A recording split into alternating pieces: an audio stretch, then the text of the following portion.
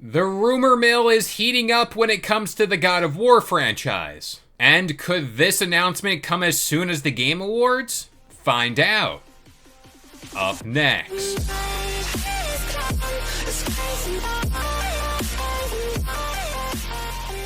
What up guys, this is Kalo and I'm here to give you the lowdown on all things gaming.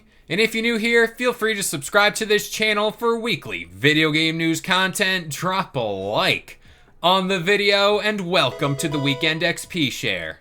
So as time draws closer to the Game Awards, there will be a fair share of rumors making the rounds, and this rumor is a pretty good one. Now, oddly enough, we covered this a little while ago, and this was the prospect of God of War getting some DLC or expanding its universe in regards to a spin-off game. Thanks to Insider Gaming and a Spanish outlet called Area Jugones, we might have just gotten that. Now, sources close to this outlet, who claim to be close to Sony, allege that a DLC for this game could actually be retooled into a standalone game. Think along the lines of something like Spider-Man Miles Morales. Sources close to the matter don't really know how the DLC will be announced, but one thing they pointed out was the idea of a full-on announcement at this year's The Game Awards.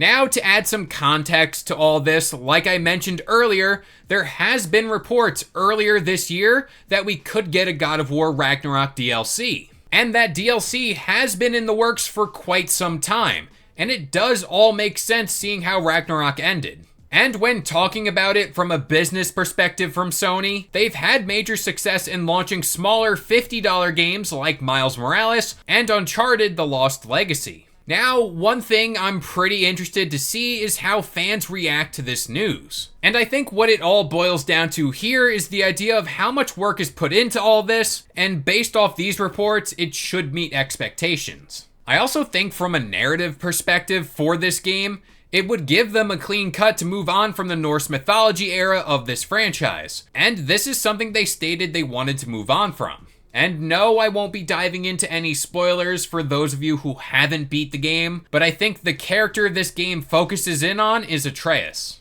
But for the time being, this is all just a rumor, so keep that in mind. And to kind of throw something worthwhile into this episode at the end for you guys, I wanted to shed more light on the Grounded Make It or Break It update, which is out November 13th.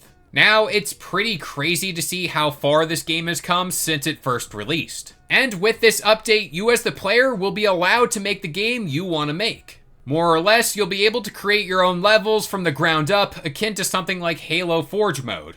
You can use a pre-existing backyard or tailor one to your liking. They said you can also make puzzles, minigames, battle arenas, and pretty much anything else you can dream up. Building and creativity was always something in the game that really brought this to life, but this update adds a new layer to all that and really takes it to the next level. But just like Forge mode in Halo, you'll be able to share your creations online, and that's where this game will shine, no doubt. I was a huge fan of Forge mode back in the Halo 3 and Reach days, and seeing what players did back then with those tools, it's safe to say I'm excited to see what people can do in Grounded. But with all that being said, I'm going to pass this question off to you guys. Would you be down for a God of War Ragnarok DLC, or would you be down for a spin-off game? But that about does it here. I've been Kalo. I gave you the lowdown on all things gaming, and if you're new here, feel free to subscribe to this channel for weekly video game news content. Drop a like on the video, and this has been the Weekend XP Share.